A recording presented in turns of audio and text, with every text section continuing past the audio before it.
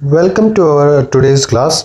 आज जो है हम लोग आज की जो क्लास है इस क्लास में जो डीपीएसपी जो है directive principle of state policy DPSP directive principle of state policy है उससे रिलेटेड जो आर्टिकल्स हैं उनको आज हम लोग स्टडी करने वाले हैं। इससे पहले मैं एक बार क्विक जो रिवीजन है अब तक का जो क्विक रिवीजन है वो एक बार फिर से आज की क्लास में हम लोग कर लेते हैं। क्विक रिवीजन की बात करें तो हम लोग जो कॉन्स्टिट्यूशन है उसमें आर्टिकल जो 1 है वहाँ से स्टार्ट कर रहे हैं। आर्टिकल 1 से स्टार्ट करके हमने आर्टिकल जो 4 है वहाँ तक हमने आर्टिकल 4 देखे जो कि यूनियन और इट्स टेरिटरी के ऊपर थे। यूनियन एंड इट्स टेरिटरी के ऊपर जो थे आर्टिकल 1 से 4 थे। उसके बाद में हम लोग 5 से 11 तक जो आर्टिकल्स हैं वो देखे जो कि सिटीजनशिप के ऊपर थे। उसके बाद में हम लोग 12 से और कंप्लीट जो है 12 से 35 तक इसके अंदर जो है 12 से 13 तक 12 और 13 तो जो कॉमन जो थे वो थे आर्टिकल। और उसके बाद में जो है फंडामेंटल जो राइट्स हैं उनके ऊपर सबके ऊपर राइट्स थे जो हमने देखे। उसके बाद में आज हम लोग जो डीपीएसपी है डीपीएसपी जो है आज directive principle of state policy उसकी शुरुआत करने जा रहे हैं। तो ये जो है कॉन्स्टिट्यूशन के अंदर जो पार्ट 4 है पार्ट 4 की बात करें पार्ट 4 जो है वो है डीपीएसपी का directive principle of state policy. इसका पार्ट 4 जो कॉन्स्टिट्यूशन का जो पार्ट 4 है वो डीपीएसपी का है। अब इसमें आर्टिकल की बात करें तो आर्टिकल जो 36 है आर्टिकल 36 से स्टार्ट होके 51 तक जो आर्टिकल रहने वाले हैं वो डीपीएसपी के आर्टिकल रहने वाले हैं। अब जो है हम लोग डीपीएसपी के बारे में जो है देखते हैं क्या है क्या नहीं और धीरे धीरे करके इसके जितने भी जो आर्टिकल हैं वो आज की ही क्लास में हम लोग कवर करेंगे। तो देखते हैं डीपीएसपी आखिर है क्या। जैसे कि मैंने आपको बताया कि जो डीपीएसपी है वो एक निर्देश है, इसमें पॉलिसी है, इसमें नीतियां हैं। किसी भी स्टेट की जो स्टेट है उसकी जो नीतियां हैं उससे रिलेटेड जो निर्देश हैं जो दिए गए हैं डायरेक्टिव जो प्रिंसिपल्स हैं जो निर्देश हैं किसी भी चीज़ के लिए जो निर्देश हैं जो सिद्धांत हैं कोई स्टेट की जो नीति है उसके लिए। तो इन सब के बारे में जो है डीपीएसपी है इसके जो की फीचर्स है उसके बारे में हम लोग देखेंगे। इसमें है क्या मेन जो है वो जो बात है अदर उसकी बात करेंगे। तो देखते हैं फर्स्ट जो है they are content in part 4। ये पार्ट 4 के अंदर जो है रहते हैं। डीपीएसपी की बात करें तो डीपीएसपी जो है पार्ट 4 के अंदर आपको डीपीएसपी मिलते हैं कॉन्स्टिट्यूशन के। और इसके आर्टिकल की बात करें तो आर्टिकल 36 से 51 तक है जो कि मैंने आपको बता दिया। सेकंड बात करें तो they provide the ideals which the union and the state government must keep in mind while formulating a policy or passing a law. The DPSP contains a comprehensive social and economic objective for a modern democratic state. जो state की और जो union की जो government है state और जो centre की जो गवर्नमेंट है उसे हमेशा अपने जो दिमाग है अपने जो ध्यान में रखना है। डीपीएसपी की जितनी भी जो आर्टिकल्स हैं उनको कोई भी जो सोशल या इकोनॉमिकल जो भी कुछ जो है उनको कार्य करने हैं उनके लिए इसको जो डीपीएसपी है उसको ध्यान में रखना पड़ेगा। स्टेट और जो सेंटर जो है उनकी जो गवर्नमेंट है उनको।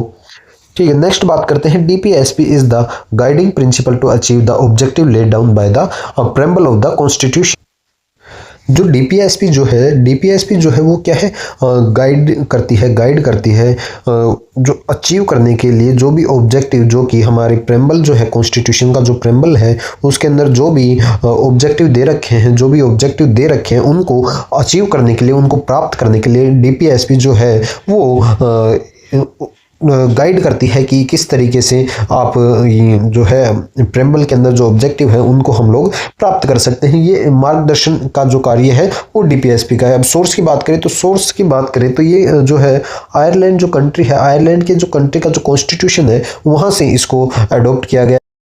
इन्फोर्सिबिलिटी की बात करें तो इन्फोर्सिबिलिटी जो है दे आर नॉन जस्टिसेबल। ये जो है नेचर के अंदर जस्टिसेबल नहीं होते हैं, इनमें न्याय नहीं मिलता है। मतलब कि आप किसी जो आर्टिकल्स हैं इनके लिए आप कोर्ट में नहीं जा सकते, ये आपको मिलने चाहिए, ये आपका राइट है, लेकिन इसको आप यदि आपके साथ में ये नहीं मिल रहे हैं, कुछ ऐसा नहीं हो रहा है, तो इनसे रिलेटेड आप जो है वो कोर्ट में नहीं जा सकते। This mean they can not be enforce in the court of law. जो कोर्ट ऑफ लॉ है उसके अंदर ये एनफोर्स नहीं किए जा सकते कि आपको ये मिले ही मिले। इस चीज़ के लिए आप कोर्ट में नहीं जा सकते, कोर्ट आपको ये दिला नहीं सकता, इन्फोर्स जो है वो नहीं करवा सकता आपको। इसमें जो है न्याय जो है वो नहीं दिला सकता आपको, कोर्ट भी इसमें न्याय नहीं दिला सकता। यदि कोई डीपीएसपी से रिलेटेड कोई भी आर्टिकल से रिलेटेड यदि कोई आपके साथ में कुछ होता है कि आपको नहीं मिलता है ऐसा कुछ, तो इसमें जो है ये जस्टिसेबल नहीं है। Also they are necessary for country, ये जो है कंट्री के लिए नेसेसरी है, देश के लिए जो है ये आवश्यक है, जरूरी है देश के लिए।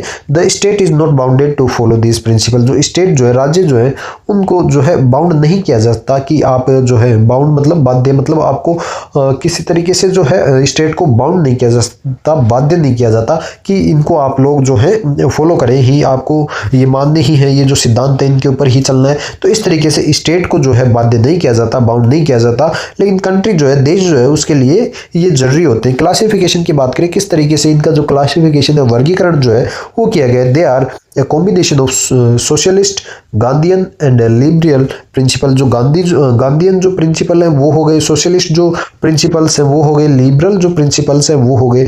जो गांधीवादी सोच हो गई, समाजवादी, सोशलिस्ट समाजवादी, और जो लिबरल जो उदारवादी जो सिद्धांत होते हैं, इन सभी सिद्धांतों के ऊपर जो है इसका क्लासिफिकेशन जो है, वर्गीकरण जो है डीपीएसपी का किया गया है। सोशलिस्ट और जो गांधीयन और जो लिबरल जो है, इनके ऊपर जो नेक्स्ट जो पार्ट है, इसी के अंदर जो आगे चल के हम लोग जब आर्टिकल्स करेंगे इनके, तो इसके बारे में हम लोग और जो है बातें जो है करने वाले हैं अभी। इसके बाद में हम लोग इसका इंक्लूजन की, इसके जो इंक्लूजन है, इंक्लूजन जो है, इंक्लूजन मतलब कि इसको जो समावेश जो है, इसको जो मिलाया गया है वो किसके जरिए जो है इसको इंक्लूड किया गया है। तो इसको इंक्लूड जो है, मिलाया जो गया है वो किया गया है कॉन्स्टिट्यूशन के अंदर। किसके रिकमेंडेशन पे, कौन सी कमेटी जो थी उसके जो रिकमेंडेशन पे, या फिर किसके द्वारा जो है वो इसके रिकमेंडेशन पे, सिफारिश पे जो है इसको कॉन्स्टिट्यूशन के अंदर, संविधान के अंदर मिलाया गया है। तो वो थे तेज बहादुर सप्रू जो है, उनकी जो रिकमेंडेशन है, उनकी जो सिफारिश है, उसके ऊपर इसको जो है डीपीएसपी को कॉन्स्टिट्यूशन के अंदर इंक्लूड किया गया है, मिलाया गया है। नेक्स्ट बात करते हैं आर्टिकल्स की। जितने भी जो आर्टिकल्स होंगे उनको वन बाय वन करके डिटेल के अंदर जो है हम लोग क्लियर करने वाले हैं, ताकि कोई भी जो डाउट है वो ना रहे। तो नेक्स्ट जो है पार्ट वो देखते हैं इसका डीपीएसपी का।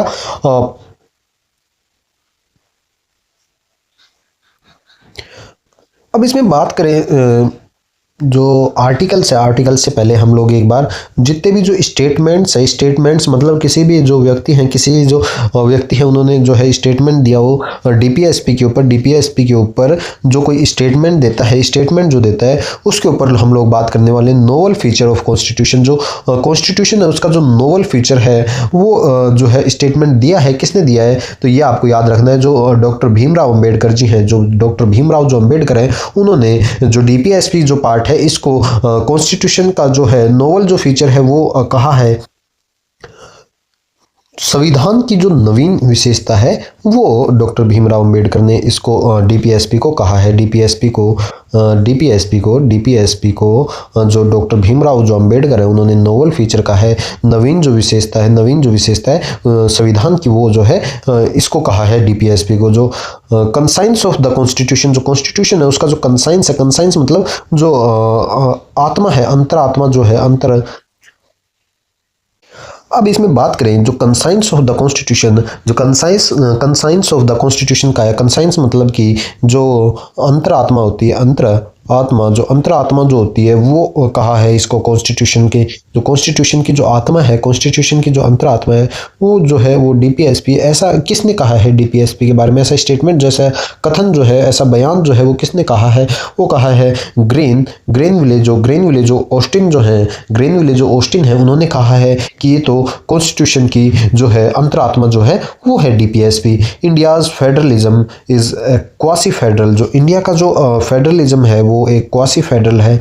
ये जो स्टेटमेंट है ये किसने कहा है, भारत का जो संघवाद जो है, फेडरलिज्म जो है, संघवाद जो है भारत का जो संघवाद जो है वो अर्ध जो संघीय जो है, अर्ध जो संघीय है, क्वासी जो फेडरल है वो है। ये किसने कहा है? केसी वहेरे जो है उन्होंने ये कहा है। इंडिया का जो फेडरलिज्म है, जो संघवाद जो है वो एक क्वासी जो फेडरल है वो है। क्वासी फेडरल के बारे में जो कल की जो क्लास थी उसमें मैंने बताया था कि जो क्वासी फेडरल है वो होता है कि क्वासी फेडरल जो है इसमें रहने वाला है कि जो स्टेट और जो सेंटर है, स्टेट और जो सेंटर है उनके पास में अपनी अपनी जो है पावर्स हैं। दोनों का जो है वो इंडिया जो है एक तरीके से फेडरल भी है, इसका जो फेडरल भी है और जो है यूनिटरी जो है वो भी सिस्टम इंडिया वो फॉलो करता है। लेकिन इसमें जो खास जो बात है वो ये है कि सेंटर जो है वो स्ट्रॉन्ग होता है। सेंटर जो है यहाँ पे स्ट्रॉन्ग रहता है, ना कि स्टेट और सेंटर की दोनों की अलग अलग अपनी पावर है, लेकिन जो सेंटर जो होगा वो ज़्यादा स्टेट होगा। और जो इमरजेंसी की बात करें, इमरजेंसी कंडीशन के अंदर इमरजेंसी जब होती है उस टाइम पे जो है सेंटर की जो पावर है और ज़्यादा वो बढ़ जाती है। कंट्रोल जो है पूरा सेंटर का ही चलता है। और बात करें इसमें जो स्टेट है उसको अलग होने का, डिवाइड होने का जो है वो पावर बिल्कुल भी नहीं है। किसी भी जो है स्टेट को कंट्री से जो है अलग होने का जो है पावर नहीं है। इसमें जो है पार्लियामेंट जो है टू जो हाउस है, पार्लियामेंट के 2 हाउस हैं, ये भी आपको देखना है। और जो जुडिशरी जो है वो इंडिपेंडेंट है। तो ये सारी जो चीज़ें हैं ये फेडरल को जो है वो दर्शाती है। उसके बाद में यूनिटरी की बात करें तो यहाँ पे स्ट्रॉन्ग जो है वो सेंट्रल है, ठीक है। उसके बाद में जो सेंट्रलाइज जो पावर है वो सारी इमरजेंसी पावर्स के अंदर बढ़ जाती है। तो इन चीज़ों को देखें तो यहाँ पे ये जो है यूनिटरी जो है वो भी है। तो इसको देखते हुए जो है इंडिया जो है वो फेडरलिज्म जो है इंडिया का वो क्वासी जो फेडरल है वो है। जो जो है आधा आधा जो है वो इंडिया का जो है फेडरलिज्म जो है वो। तो ये किसने कहा था? केसी जो विहेरे जो है उन्होंने कहा था इसके बारे में, इंडिया के जो फेडरलिज्म के बारे में, कि ये क्वासी जो है फेडरल है। DPSP are like a cheque on a bank payable at the convenience of the bank. जो डीपीएसपी जो है वो एक चेक है, और कोई जो बैंक है उसके जो पेएबल, उसमें जो है ये पेएबल है। कोई भी एक जो चेक होता है वो क्या होता है कि जो बैंक होता है उसमें पे जो है बैंक जो है उसे पे करता है, चेक के ऊपर पे करता है। तो उसी तरीके से डीपीएसपी को बताया गया है कि जो डीपीएसपी जो है जैसे कि बैंक की जो सुविधा जो होती है, सुविधा अनुसार कन्वीनियंस पे बैंक की जो सुविधा रहती है उस हिसाब से जब वो चेक को पे करता है, चेक का जो अमाउंट है वो देता है, अपनी जो सुविधा अनुसार जो है वो देता है। तो उसी तरीके से जो डीपीएसपी जो है वो भी चेक की तरह है कि जब सरकार को जैसे अपनी सुविधा अनुसार जो होगा वो जो है डीपीएसपी की जो आर्टिकल में जो राइट्स है वो देगी जो पीपल्स है उनको। तो इस तरीके से जो डीपीएसपी है उसको कंपेयर किया गया है चेक जो है, बैंक का जो चेक है उससे। तो ये जो किसने कहा था, ये स्टेटमेंट किसने कहा था? जो प्रोफेसर जो केटी शाह है, प्रोफेसर जो केटी शाह है,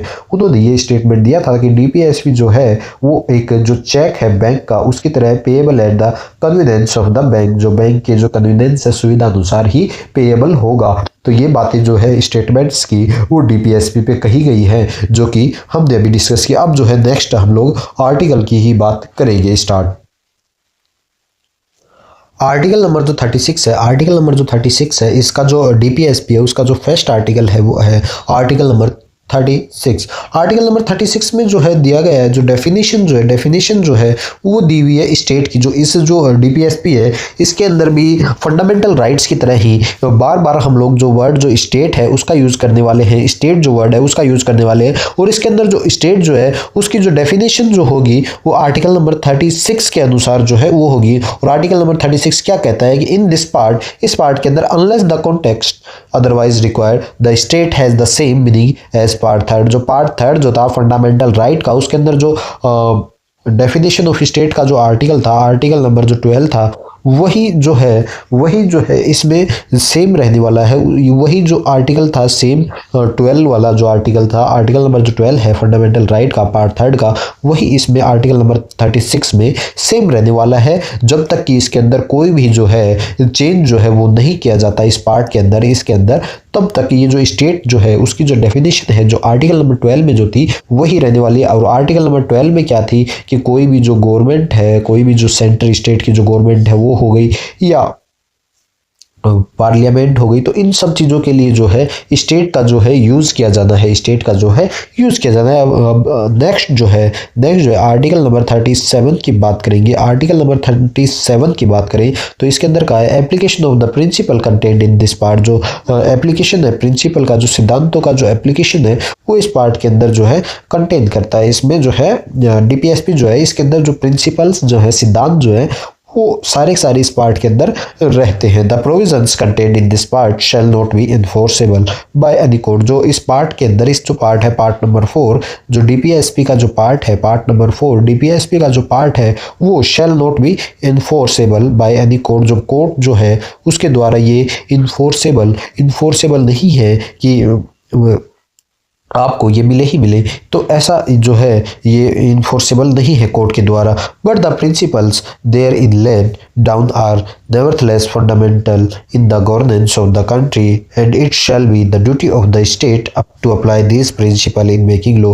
जो स्टेट और जो सेंटर है, स्टेट और जो सेंटर होगी, स्टेट और जो सेंटर की जो गवर्नमेंट होगी वो क्या है, जब भी कोई जो नई जो पॉलिसी बनाए उसके अंदर क्या है उसे इंक्लूड करे, उसे जो है इंक्लूड करे जो डीपीएसपी के जो रूल्स हैं, जो आर्टिकल्स हैं उनको जो है इंक्लूड करे, किसी भी अपनी जो पॉलिसी है उसके अंदर डीपीएसपी को इंक्लूड करे। तो ये जो है सरकार की जो है रिस्पॉन्सिबिलिटी है, सरकार की जो है जिम्मेदारी जो है वो ये है कि जो सरकार जो है वो इसे डीपीएसपी को जो है जो अपनी जो पॉलिसीज जो बनाए उसके अंदर इंक्लूड करें इनको। क्यों? क्योंकि ये जो है वो नॉन जस्टिसेबल है कि आप इनके लिए जो है वो कोर्ट में नहीं जा सकते, इनके लिए आप कोर्ट में नहीं जा सकते। तो इनको जो है सरकार को ही पब्लिक को जो है देना चाहिए अपनी जो पॉलिसी है उसके अंदर ऐड करके। तो इसके अंदर आप लोग देखेंगे कि आर्टिकल नंबर 37 में आपको ध्यान रखना है कि जो डीपीएसपी है वो नॉन जस्टिसेबल है, ये बात आपको ध्यान रखनी है। आर्टिकल नंबर 36 की बात करें तो definition of state, article number 37 की बात करें तो नॉन जस्टिसेबल होती है डीपीएसपी।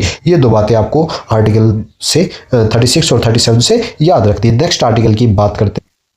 नेक्स्ट जो है आर्टिकल नंबर 38 जो है, आर्टिकल नंबर जो 38 है वो है आर्टिकल नंबर 38 जो है वो जो है नेक्स्ट आर्टिकल रहने वाला है state to secure a social order for the promotion of welfare of the people.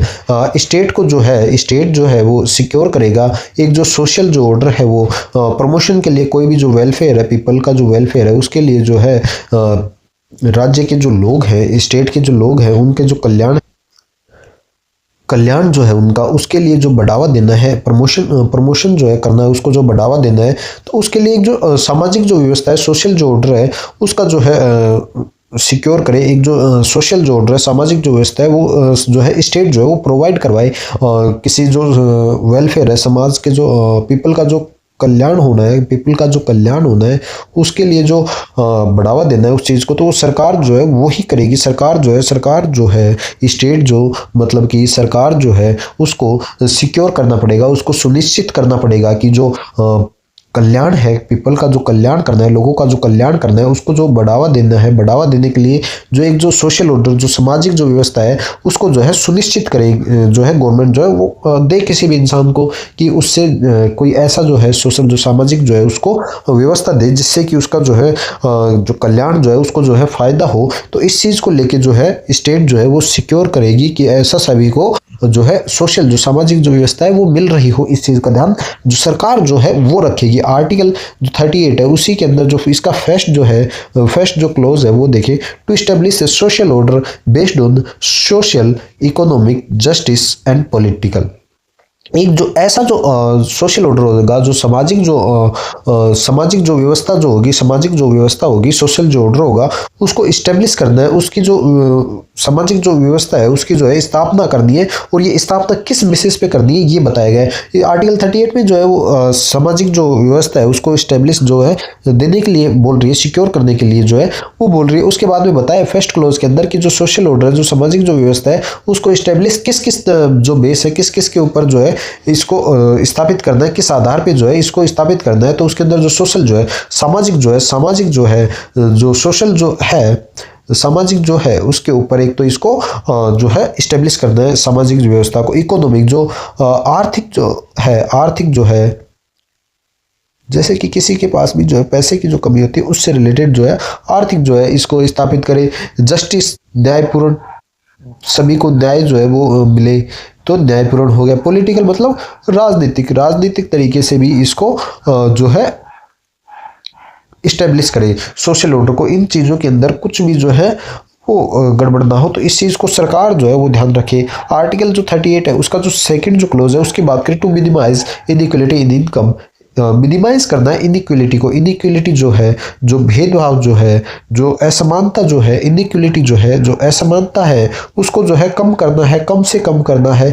किसके अंदर कम से कम करना है? इनकम के अंदर। जो इनकम है उसके अंदर जो आय जो है उसको जो है उसमें जो असमानताएं हैं, किसी को ज़्यादा किसी को कम, तो उसके अंदर जो है जो इनइक्वलिटी है उसको कम से कम किया जाए। स्टेटस जो किसी की जो स्थिति जो है उसके अंदर जो है इनइक्वलिटी जो असमानता जो है उसको सबसे जो कम जो हो सकता है उसको करना है। सुविधाएं जो है, फैसिलिटीज, सुविधाएं जो है उनको, और जो अपॉर्चुनिटी जो है, अवसर जो होंगे वो भी सभी को सेम जो है, लगभग जो है सेम मिले। तो इन चीज़ों का ध्यान जो है स्टेट को रखना है to minimise inequality in income, status, facilities and opportunity. जो अपॉर्चुनिटी होती है, अवसर जो होते हैं, कोई जो सुविधा होती है, फैसिलिटी होती है, किसी को जो फैसिलिटी मिलती है वो, किसी की जो स्थिति है, जो उसका स्टेटस है, वो आय जो है, उसकी इनकम जो है, वो उन सभी के अंदर जो असमानता है उसको कम से कम रखना है। इन सभी बातों के अंदर जो असमानताएं हैं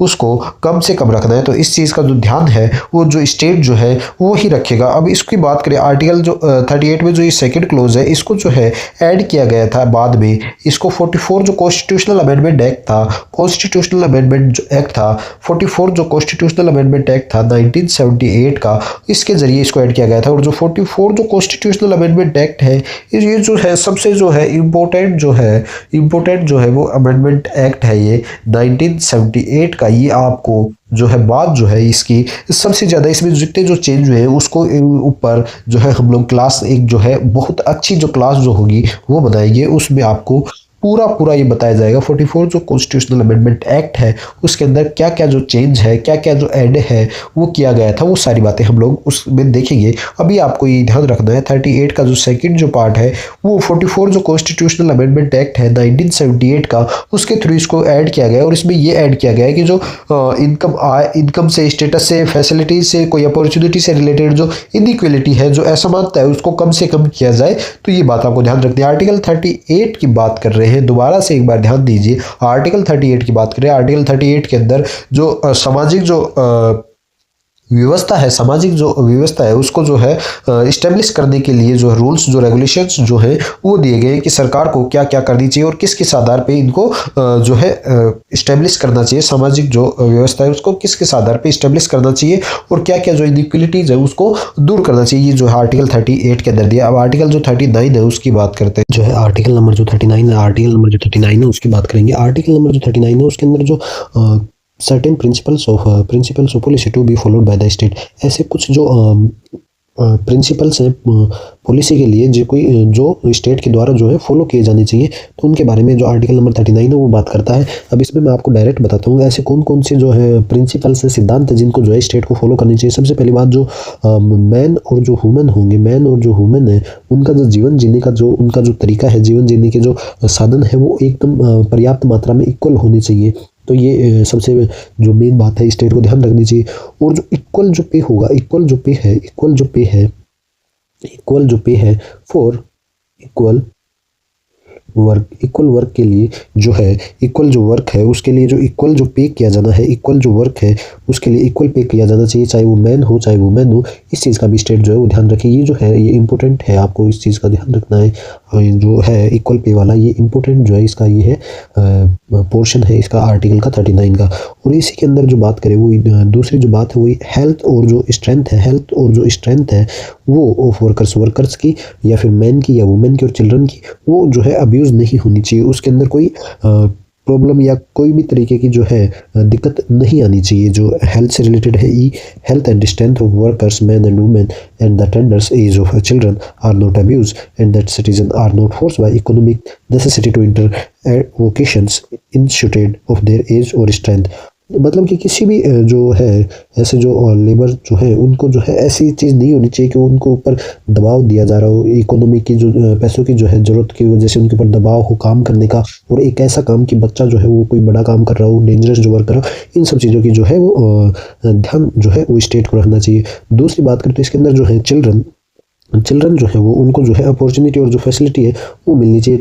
अपनी जो हेल्थ जो है, हेल्थ का जो मैनर है वो, और जो कंडीशन है फ्रीडम की, डिग्निटी की, अपनी जो खुद की जो डिग्निटी है उसकी, और एंड दैट चाइल्डहुड, और जो उसका जो बचपन है उसकी, and youth are protected against exploitation. जो यूथ जो है वो एक्सप्लॉइटेशन से जो है उनका बचाव हो सके, मोरल जो है वो उसके जो है मोरल्स जो है वो अच्छे हो। मटेरियल जो एबोडेंट है उनकी बात करें, जो उनका जो भौतिक जो परित्याग जो है उसकी जो है सुरक्षा हो सके। तो इन सब चीज़ों को लेके जो चिल्ड्रन को जो है वो अपॉर्चुनिटी मिलनी चाहिए, अपॉर्चुनिटी या कोई सुविधा मिलनी चाहिए कि जिससे वो अपनी जो हेल्थ जो है, हेल्थ जो मैनर है उसको डेवलप कर सके, उसको सुधार सके, और जो उसका जो बचपन है उसको सुधार सके। अपने जो एक्सप्लॉइटेशन हो रहे हैं उसके, जो भी कोई एक्सप्लॉइट कर रहा है उसको, तो उससे वो प्रोटेक्ट हो सके। तो इन सब चीज़ों के बारे में जो है स्टेट को जो है ध्यान रखना चाहिए। और हम लोग जो बात करें जो that the operation of the economic system, जो इकोनॉमिक सिस्टम के जो ऑपरेशंस हैं उनका जो है डज नॉट रिजल्ट, उनका जो रिजल्ट जो है वो ऐसा ना निकले कि in the concentration of the wealth के पास, and mean of the production to the common determinants. मतलब कि इसका जो सारांश वो ये है कि जो इकोनॉमिक जो सिस्टम है उसके जो ऑपरेशंस हो रहे हैं, ऑपरेशंस मतलब ऐसे कोई भी जो उसके जो काम हो रहे हैं उसके अंदर ऐसा जो है उसका रिजल्ट ना निकले कि जो पूरा का पूरा जो वेल्थ है, जो पैसा जो है वो जो है जो पावरफुल जो पीपल्स है उनके पास ही चला जाए पूरा का पूरा। तो इस तरीके का जो है ध्यान भी जो है वो स्टेट को रखना चाहिए, ताकि जो इकोनॉमिक जो इक्वलिटी है वो जो है वो प्रमोट की जाए, और जो वेलफेयर जो है स्टेट का जो वेलफेयर है वो हो सके। तो इसलिए जो वेल्थ जो है, जो पूरी जो इकोनॉमिक जो सिस्टम है वो कुछ जो वेल्थी जो पीपल्स हैं उनके हाथ में ना चला जाए, इसका भी ध्यान रखना है। साथ ही साथ इसी के साथ में जो ओनरशिप से रिलेटेड और जो कंट्रोल है, मटेरियल जो रिसोर्सेज है, मटेरियल रिसोर्स में जो माइनिंग हो गई, लैंड हो गई, और कुछ भी जो कैपिटल है उससे रिलेटेड जो रिसोर्सेज हैं, जो मटेरियल रिसोर्सेज हैं उसके सारे के सारे इसी में आएंगे। और द कम्युनिटी आल्सो डिस्ट्रीब्यूटेड, जो उनको दे दिया जाए as the best to subserve the common goods. मतलब कि जो ओनरशिप जो रहेगी इस चीज़ की, तो वो जो है नॉर्मल तरीके से सभी को जो है एक बराबर मान के दी जाए। ऐसे नहीं किया जाए कि उसका जो स्वामित्व जो है, जो ओनरशिप जो है वो जो एक ही जो कोई हो उसे दे दी जाए, उसी के साथ में फेवर किया जाए, किसी जो कुछ जो है लोग उन्हीं के हाथों में सब कुछ दे दिया जाए। तो इन सब चीज़ों के भी जो स्टेट जो है उसका ध्यान जो है स्टेट को रखना चाहिए। जो मेन जो नियम रूल्स हैं वो इस आर्टिकल 39 के अंदर दिए। आर्टिकल 39 के अंदर जो मेन जो ध्यान रखना है वो ये है कि इक्वल पे होना चाहिए जो मैन और वुमेन है उनके लिए, ये बात ध्यान रखनी है। दूसरी माइनिंग्स की ध्यान रखनी है, दूसरी जो लाइवलीहुड जो है उसके बारे में ध्यान रखना है। और जो है इसके अंदर ये भी है कि जो हेल्थ और स्ट्रेंथ से, और जो चिल्ड्रन जो है उनकी जो अपॉर्चुनिटी है, फैसिलिटीज़ है, उनके बारे में ध्यान रखना है। अब बात करिए आर्टिकल नंबर 39 का ए जो है वो पार्ट और है। हाँ, आर्टिकल नंबर जो 39 है, 39A जो है आर्टिकल, ये जो है ये बाद में जो है ऐड किया जाता है इसके अंदर, बाद में इसको जो है ऐड किया जाता है इसके अंदर कॉन्स्टिट्यूशन के अंदर।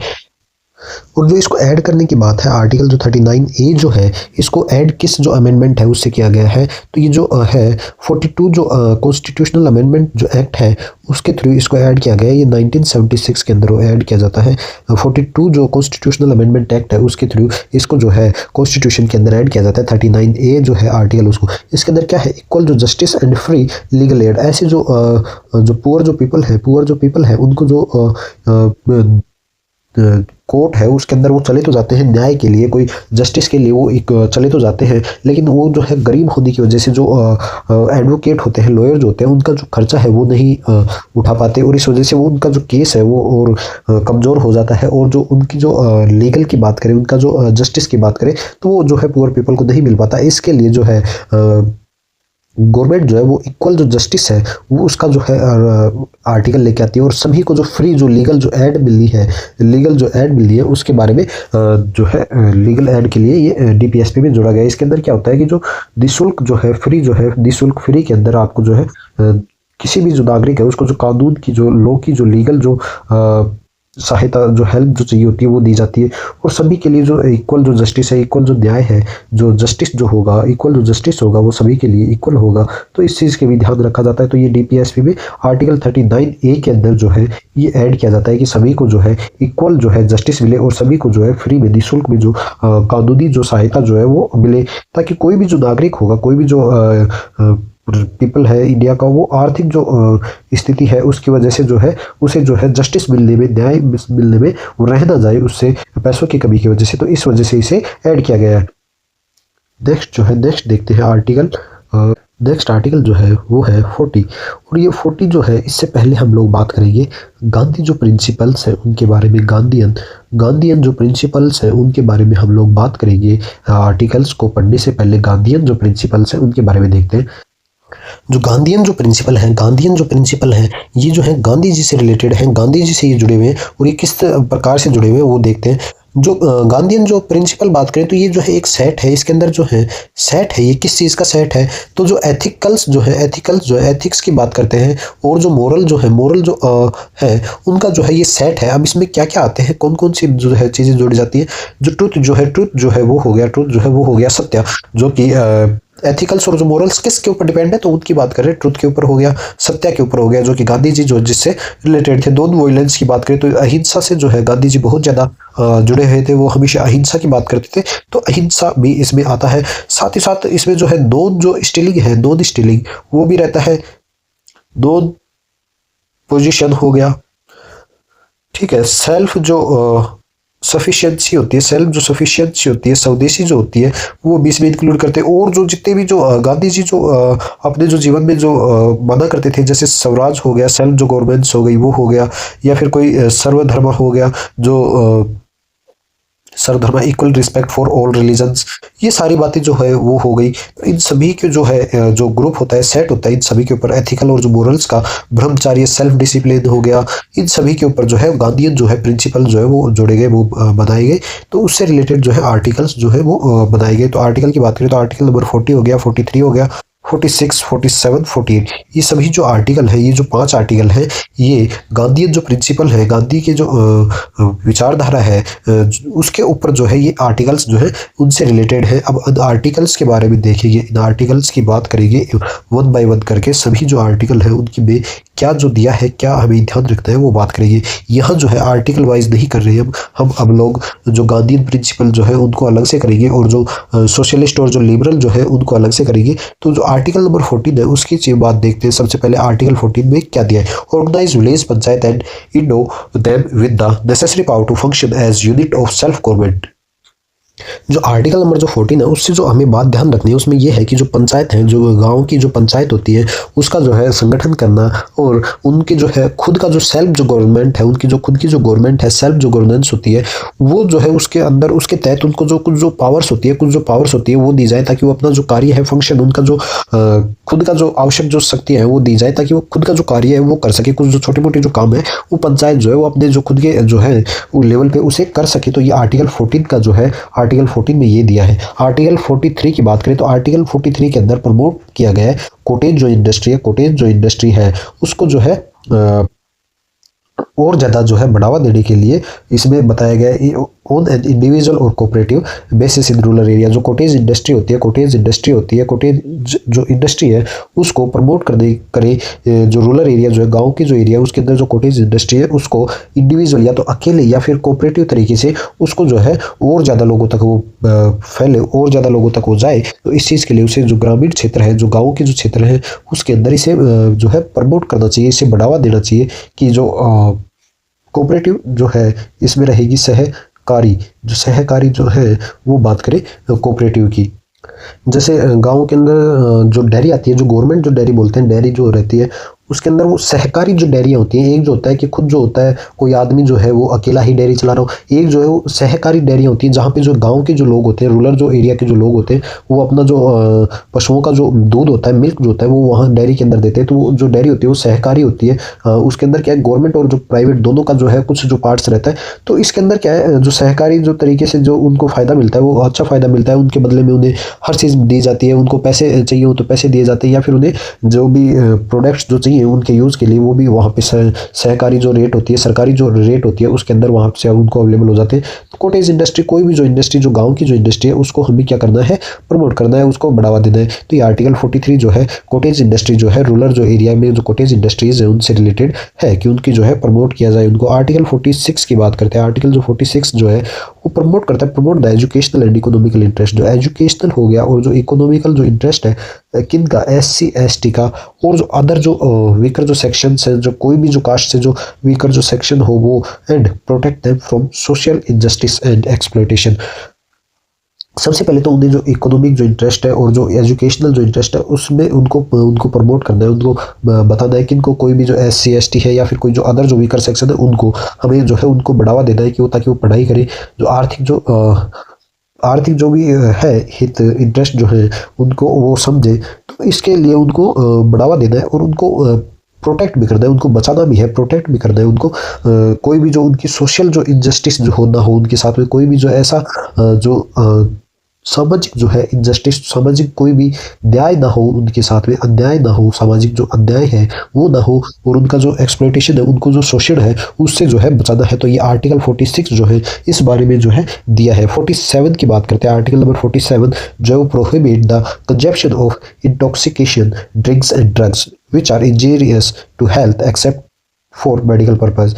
जो ऐसी जो चीज़ें होती हैं, ड्रिंक्स जो मादक जो पी होते हैं, जो मतलब कि ड्रिंक्स होती है, ऐसी ड्रिंक्स जिनको जो है दवाइयाँ होती हैं जिनको सेवन के लिए जो प्रतिबंध लगाया होता है। क्योंकि जो स्वास्थ्य जो है शरीर के लिए वो क्या होती है, बहुत ज़्यादा इंजीरियस होती है, बहुत ज़्यादा हानिकारक होती है।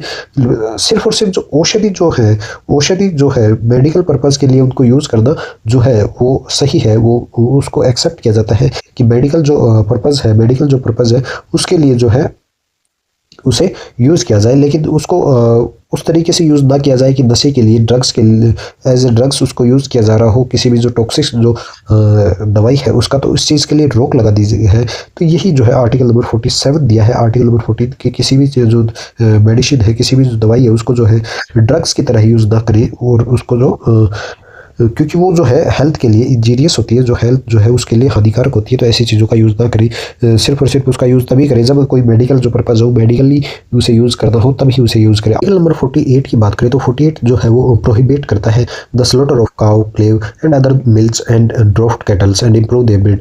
जो आर्टिकल 48 की बात करें तो आर्टिकल 48 जो है वो मना करता है किसी भी प्रकार का जो किसी भी प्रकार की जो ऐसा जो इंसान है जिसका जो मांस का जो है वो सेवन किया जाता है, तो उसको मारने के लिए जो है इसमें प्रोहिबिट करती है। ये जो आर्टिकल है वो प्रोहिबिट करता है कि काऊ जो गाय जो है वो, और जो बछड़ा हो गया या कोई अन्य जो दुधारू जो दूध देने वाला जो है उसको जो है मारने पे जो है प्रतिबंध लगाया जाता है। इसमें मारना जो है उनका जो भी उनका जो ईट के लिए जो यूज़ करते हैं, तो उसके ऊपर जो है रोक लगाए, ताकि उनकी जो नस्ल है, उनकी जो ब्रीड है वो जो है इम्प्रूव करे और सुधरे। तो इसलिए उसको मारने के ऊपर रोक लगाई है। और जो एग्रीकल्चर से रिलेटेड है ऑर्गेनाइजेशंस या फिर एनिमल जो हस्बेंड्री है बोर्ड, उसको जो है बढ़ावा दे, तो उस चीज़ से रिलेटेड ये जो आर्टिकल 48 है वो इस चीज़ से रिलेटेड है। तो जो गांधी जो प्रिंसिपल के जो आर्टिकल है, आर्टिकल 40, 43, 46, 47 और 48, तो इनमें सभी में जो आपको ध्यान रखनी है वो यही है कि जो 40 होगा वो पंचायत से रिलेटेड है, 40 जो है वो पंचायत से रिलेटेड है, और जो 43 है वो कॉटेज जो इंडस्ट्री है उनसे रिलेटेड है, इंडस्ट्रीज से रिलेटेड जो है 43 है। 46 की बात करें तो 46 जो है वो SC ST या फिर कोई वीकर सेक्शन है उनकी जो एजुकेशनल से रिलेटेड जो है या फिर उनकी जो एक्सप्लॉयटेशन है उससे बचाने के लिए 46 जो आर्टिकल है वो है। 47 आर्टिकल की बात करें तो इसमें जो इंजीरियस जो हानिकारक जो ड्रिंक्स है उनका जो यूज़ है उसके लिए मना किया गया है। 48 की बात करें तो 48 में जो है वो एग्रीकल्चर और जो एनिमल जो हस्बेंड्री है उनसे रिलेटेड जो है आर्टिकल है। ये जो 5 आर्टिकल थे, ये उम्मीद करता हूँ कि आपको एकदम अच्छी तरीके से क्लियर हो गए होंगे। नेक्स्ट आर्टिकल्स की बात करते हैं अब। सोशलिस्ट जो प्रिंसिपल्स है, सोशलिस्ट जो सामाजिक जो प्रिंसिपल्स हैं उनके बारे में, तो इसमें यह है कि जो सोशलिस्ट जो पर्पज़ है उसका ये है कि जो इकोनॉमिक और जो पॉलिटिकल जो काम है, फ्रेमवर्क है जो बनाए जा रहे हैं वो जो हो समाज के अंदर, सोसाइटी के अंदर इक्वल हो। यही जो है इसका जो मेन जो है वो गोल है। और सबसे जो मेन गोल यही है कि जो जितने भी जो लोग हैं सोसाइटी के अंदर वो इक्वल हो। मतलब कि जो वेल्थ जो है वो किसी एक जो इंसान है उसके हाथ में ना जाए, उसके हाथ में ना जाए, बल्कि ये जो है पूरी जो सोसाइटी है उसके हाथ में जाए। मतलब कि इसमें जो है एक जो अकेला जो इंसान है उसके पास में ओनरशिप ना हो, बल्कि इसमें जो है कलेक्टिव जो ओनरशिप होती है। कलेक्टिव ओनरशिप मतलब कि या तो कलेक्टिव ओनरशिप जैसे कि कोऑपरेटिव हो, कोऑपरेटिव मतलब सहकारी जो हो वो इसमें होगी, तब जो है सोशलिस्ट जो प्रिंसिपल है उसकी बात होगी। जो प्लानिंग जो हो इसमें, जो सेंट्रल जो हो प्लानिंग हो, सेंट्रल ही जो है इसमें प्लानिंग करे, और इसमें जो है वो सोशली जो वेलफेयर हो, और इसमें मतलब सोशली जो है, सोशली सभी का जो है वेलफेयर हो, उन सभी को जो है बराबर रखा जाए। तो इसी से रिलेटेड जो भी आर्टिकल्स होने वाले, जिसके अंदर की जो वेल्थ जो है वो एक के पास ना दे के सभी को दी जाए, सभी को बराबर तरीके से दी जाए, तो उससे रिलेटेड जो है ये आर्टिकल रहने वाला है। इनके जो आर्टिकल्स हैं वो रहने वाले। सोशलिस्ट की बात करें तो वेल्थ को एक को ना दे के पूरी जो सोसाइटी है उसको दे के ऊपर ज़्यादा प्रेफर करती है। वेल्थ जो है एक के हाथ में ना जाए, इसका जो है ध्यान रखने का काम जो है सोशलिस्ट जो प्रिंसिपल है, इसके जो आर्टिकल्स है उनका है। तो अब जो आर्टिकल्स है सोशलिस्ट जो प्रिंसिपल के, उनके बारे में देखते हैं। इसके बारे में ज़्यादा ध्यान नहीं रखना है, इनके बारे में ज़्यादा ध्यान नहीं रखना है, आर्टिकल्स के ऊपर ज़्यादा फोकस करना है। बस एक बार आपको समझना है कि कौन सी जो बात है वो किससे रिलेटेड है, क्या बोल रहा है। तो हमें पता होना चाहिए कि सोशलिस्ट जो प्रिंसिपल है वो क्या है। उसके अलावा इतना ज़्यादा ध्यान नहीं रखना है इनके बारे में। हमें ज़्यादा जो फोकस करना है वो आर्टिकल पे करना है। तो आर्टिकल नंबर 48 की हम लोग बात करेंगे। Article 48, right to work to education and to public assistant in certain cases. इसमें एक चीज़ और बता दूं, जो आर्टिकल जो था 39A, आर्टिकल जो 39A था, जिसके अंदर फ्री जो लीगल जो एड मिल रहा था, जो इक्वल जो जस्टिस मिल रहा था, वो जो आर्टिकल था वो भी जो सोशलिस्ट जो प्रिंसिपल है उसी के अंदर आता है। आर्टिकल जो 41 की बात करते थे, राइट टू वर्क, इसमें जो है काम करने का, to education and to public assistant in certain cases, जो काम करने का, शिक्षा जो है, एजुकेशन जो है उसको प्राप्त करने का, और कुछ जो पब्लिक जो असिस्टेंट है, जो मतलब पब्लिक जो मामले हैं उनके अंदर सहायता जो है वो पाने का जो अधिकार है वो आर्टिकल 41 देता है। मतलब कि राइट टू वर्क काम करने का अधिकार हो गया, एजुकेशन का अधिकार हो गया, शिक्षा पाने का, एजुकेशन का, काम करने का, और जो ऐसे जो पब्लिक जो मैटर्स होते हैं, पब्लिक जो मामले होते हैं, उनके अंदर भी जो सहायता जो है उनको पाने का जो अधिकार है वो 41 जो है आर्टिकल देता है। 42 है, इसमें जो है बात करें तो ये provisions for just and human conditions of work and maternity leave. इसमें जो काम करने के जो ह्यूमन के जो कंडीशंस है, जो स्थितियां हैं, परिस्थितियां हैं काम करने की, उसके ऊपर जो है बात की जा रही है। उससे रिलेटेड जो है प्रावधान जो है वो दिए जा रहे हैं, प्रावधान जो है वो दिए जा रहे हैं, किससे, काम करने की जो स्थिति है, परिस्थिति है, उससे रिलेटेड ह्यूमन की। और जो है मैटरनिटी लीव, मैटरनिटी रिलीफ जो है उससे रिलेटेड जो है ये आर्टिकल है, आर्टिकल 42। मतलब कि कोई भी जो काम करनी है, जो इंसान की जो परिस्थिति है उसको समझे, उसको जो है राहत जो है वो प्रदान की जाए। कोई यदि उसकी जो परिस्थिति है वो ख़राब हो रखी है किसी भी इंसान की, तो उसको समझ के उसको जो है थोड़ी बहुत जो है राहत दी जाए। जो मैटरनिटी जो रिलीफ है वो भी उसे दिया जाए। तो इस तरीके से जो है आर्टिकल जो 42 है वो हमें राइट्स देता है, प्रावधान जो है देता है। आर्टिकल जो 43 है उसकी बात करें तो living wages etcetera for workers, जो वर्कर जो है, श्रमिक जो है, जो काम करने वाले जो लोग हैं, उनके जो है जीवन, उसको जो है वो पूरी तरीके से अच्छे से अपना जो है जीवन जी सके, तो उसके लिए जो है वेजेस जो है, जो उनकी जो मजदूरी जो है वो टाइम पे दी जाए, जो उनकी जो मजदूरी जो है वो टाइम पे दी जाए, सही दी जाए। तो उस सब चीज़ों से रिलेटेड जो है आर्टिकल 43A जो है वो है।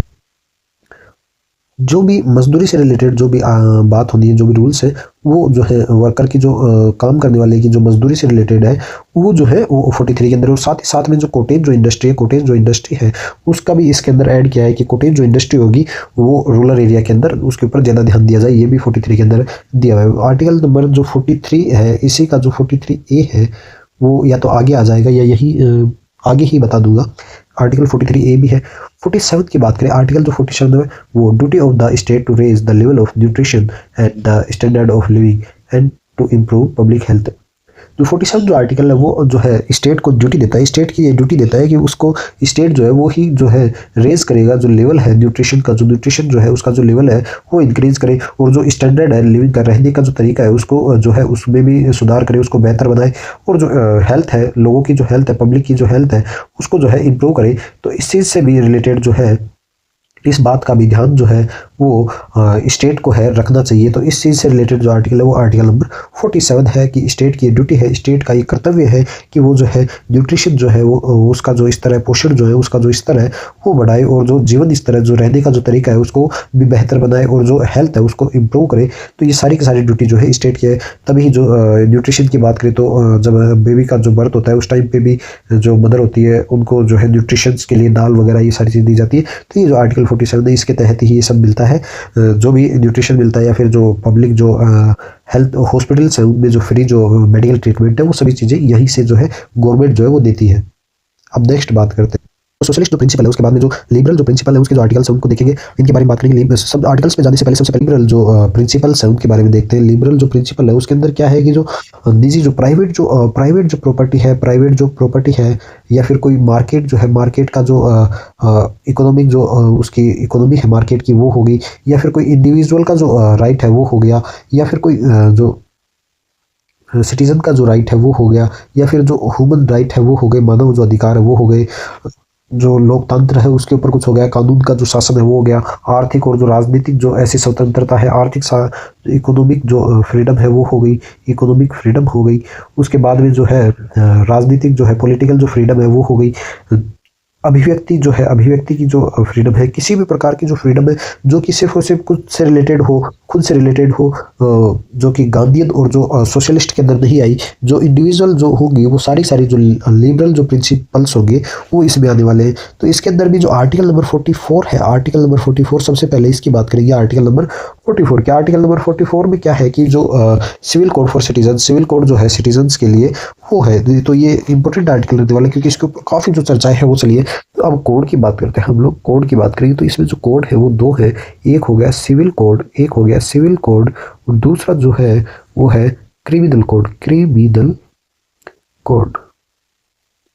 अब जो सिविल कोड की बात करें, civil code for the citizen, जो सिटीजन है उनके लिए जो सिविल कोड है उसको बनाना, मेक यूनिफॉर्म जो सिविल कोड है वो बनाना आर्टिकल 44 के अंदर है। तो इसके अंदर सिविल कोड में जो है वो क्या कौन से जो क्राइम है वो आते हैं। इसमें जो मैरिज से रिलेटेड कुछ जो हो गए, या फिर कोई डिवोर्स से रिलेटेड जो काम है वो हो गए, या फिर इनहेरिटेंस से रिलेटेड कोई काम हो गया। तो ये सारे के सारे जो ऐसे इस तरीके के जो केसेस होंगे वो जो है वो सिविल कोड के अंदर आएंगे। और जो जैसे रेप हो गई, मर्डर हो गया, या फिर कोई फ्रॉड हो गया किसी भी प्रकार का, तो इसके अंदर क्या है क्रिमिनल कोड में क्या होता है कि जितने भी रिलीजन है उन सब के लिए जो है वो सेम रहने वाले, इन सब के लिए जो है वो सेम है, जितने भी रिलीजन है सबके लिए सेम है। लेकिन इनके अंदर क्या है कि ये प्रावधान है कि जो रिलीजन जो होंगे उनके अंदर सबके अंदर जो डिफरेंट जो है वो अपने जो प्रोविजन है उनके प्रावधान जो है वो डिफरेंट रहने वाले हैं। जैसे मैरिज से रिलेटेड जो हिंदू जो होंगे उनके जो रूल्स है मैरिज से लेके तो वो अलग है, मुस्लिम जो है उनके अलग है। सभी जो रिलीजन है, सभी जो अपना धर्म है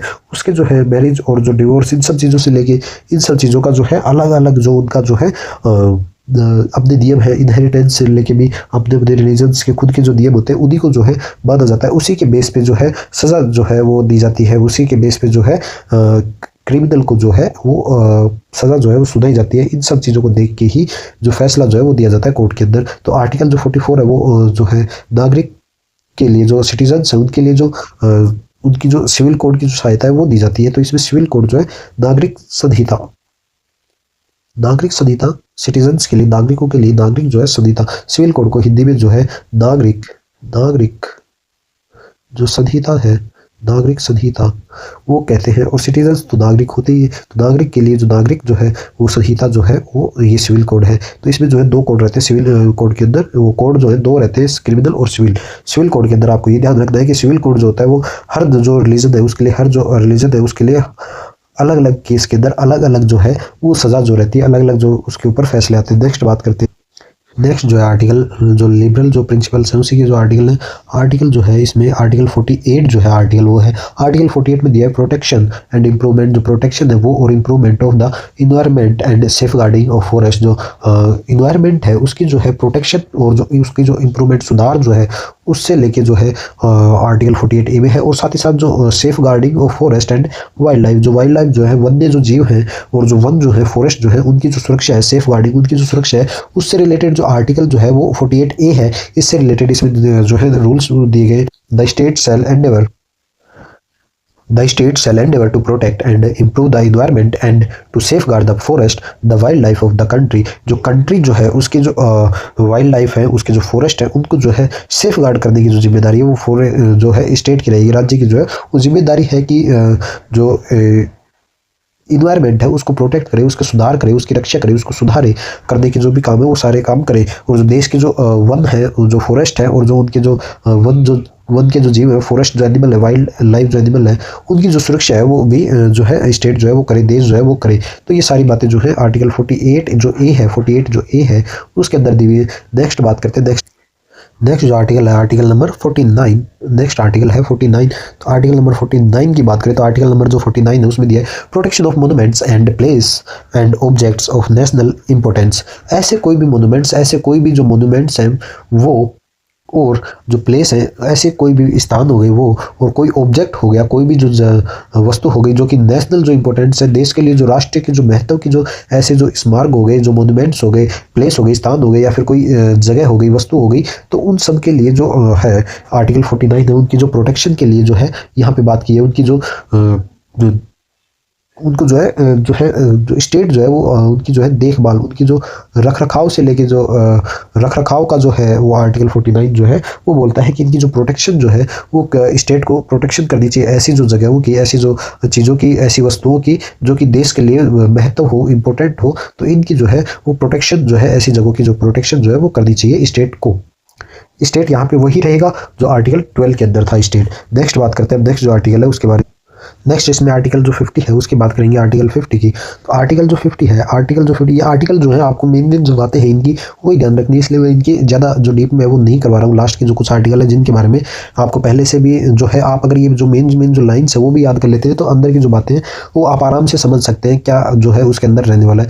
जो 50 है वो बोलता है separation of judiciary from executive. जो जुडिशरी है, जो न्याय जो पालिका है, न्यायपालिका जो जुडिशरी है, न्यायपालिका जो है उसका जो है कार्यपालिका, जो एग्जीक्यूटिव है कार्यपालिका है, उससे उसका जो सेपरेशन है, उसका जो अलग करना है, जुडिशरी को अलग रखा गया है। जुडिशरी जो है अपना अलग कार्य करती है और जो कार्यपालिका है, जो एग्जीक्यूटिव है, जो बाकी जो भी कुछ है वो अपना जो काम है वो अलग करती है। द स्टेट जो है वो shall take step to separate the judiciary from the executive in the public service of the state. जो स्टेट जो है स्टेट जो है वो कर सकती है, स्टेप ले सकती है सेपरेट करने की जुडिशरी को सेपरेट करने की एग्जीक्यूटिव से, जो पब्लिक सर्विस के लिए जो है अपना जो है कदम उठा सकती है, स्टेप ले सकती है किसी भी स्टेट की जो पब्लिक सर्विस है उसके लिए।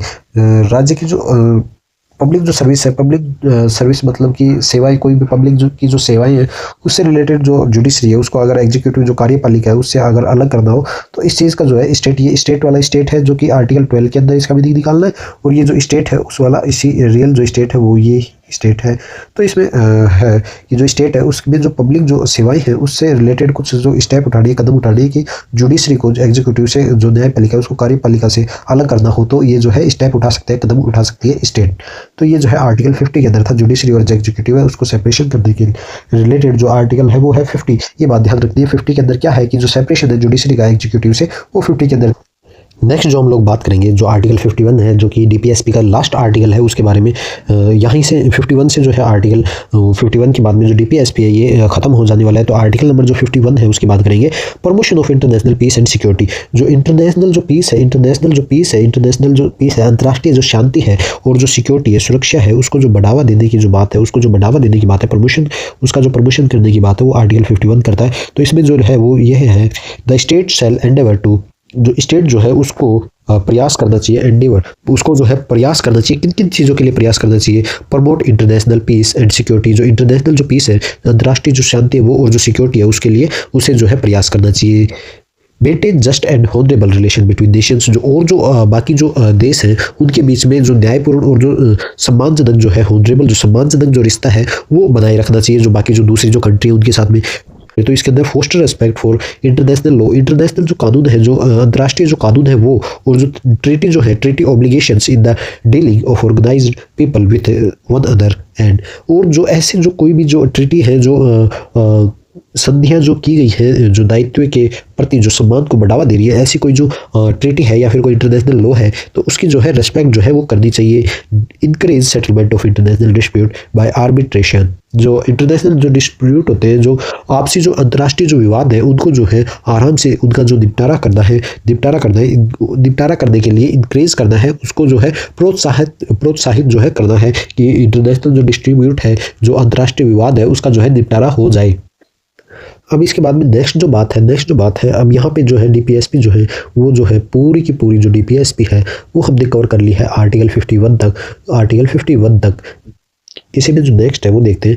नेक्स्ट बात करते हैं जो अमेंडमेंट्स की बात आई है, अमेंडमेंट्स की जो बात आई है इसके अंदर, उसके बारे में। और इससे रिलेटेड जो है अमेंडमेंट वो है 42 कॉन्स्टिट्यूशनल अमेंडमेंट एक्ट, जो कि 1976 है उसके अंदर ये अमेंडमेंट एक्ट आता है। इसके थ्रू क्या क्या जो है वो चेंज किया जाता है, क्या क्या इसमें ऐड किया जाता है, तो इसमें बात करेंगे। 42 जो कॉन्स्टिट्यूशनल अमेंडमेंट एक्ट है 1976 का, इसके अंदर ऐड किया जाता है 39A जो आर्टिकल है, 39A जो आर्टिकल है उसको इसके अंदर ऐड किया जाता है। 39 जो F जो आर्टिकल है उसको भी इसके थ्रू ऐड किया जाता है। 43 जो A है वो भी इसके थ्रू ऐड किया जाता है। 48 जो A है वो भी इसके थ्रू ऐड किया जाता है। अब इसी में जो है ये जो 3 आर्टिकल, ये 4 आर्टिकल है, ये आपको याद रखना है, ध्यान रखना है कि ये जो 4 आर्टिकल है 42 जो कॉन्स्टिट्यूशनल अमेंडमेंट एक्ट है 1976 उसके थ्रू जो है ऐड किए गए थे। अब जो 86 जो है 86 जो कॉन्स्टिट्यूशनल अमेंडमेंट एक्ट है 2002 का इसमें जो है 5 था आर्टिकल जो 45 था वो ऐड किया जाता है। 86 जो कॉन्स्टिट्यूशनल अमेंडमेंट एक्ट था उसके थ्रू जो 2002 के अंदर ये होता है, इसके थ्रू 45 जो आर्टिकल है वो ऐड किया जाता है। इसमें क्या किया जाता है,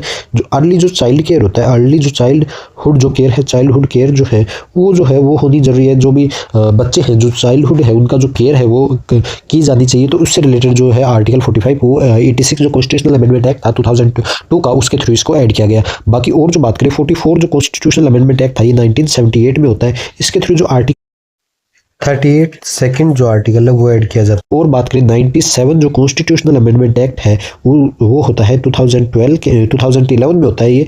और इसमें क्या होता है कि आर्टिकल जो 43B है, आर्टिकल 43B है वो ऐड किया जाता है। और इसके अंदर क्या होता है, आर्टिकल में जो ऑर्गेनाइजेशन ऑफ कोऑपरेशन या कोऑपरेटिव जो सहकारिता है, कोऑपरेटिव जो है उसकी जो ऑर्गेनाइजेशन का जो आर्टिकल है वो 43B है। तो ये जो है 97 जो कॉन्स्टिट्यूशनल अमेंडमेंट एक्ट है 2011 में ही आता है, इसके थ्रू जो है इसको ऐड किया जाता है। ये बात आपको ध्यान रखनी है अमेंडमेंट्स की। इस जो पूरे DPSP के अंदर जो अमेंडमेंट्स होते हैं उनको हमने देख लिया है कि कौन कौन से अमेंडमेंट से क्या क्या जो आर्टिकल है वो ऐड किए गए हैं। जितना जो DPSP से जो इंपॉर्टेंट जो पार्ट था वो सब हमने कवर किया है, एक एक बात को हमने आज यहाँ पे देखा है। और जो मैं आपको एक चीज़ और बता देता हूँ इसमें आपको अलग से ध्यान रखने के लिए कि जो आर्टिकल्स है उसमें जो गांधीयन जो प्रिंसिपल है उनकी बात कर ले, सोशल जो प्रिंसिपल है उनकी बात कर ले, वेस्टर्न या लिबरल जो प्रिंसिपल्स हैं उनकी बात कर ले, तो इसमें जो आर्टिकल रहने वाले हैं वो है 40, 43, 46, 47 और 48। ये आर्टिकल जो है गांधीयन जो प्रिंसिपल है उससे रिलेटेड है।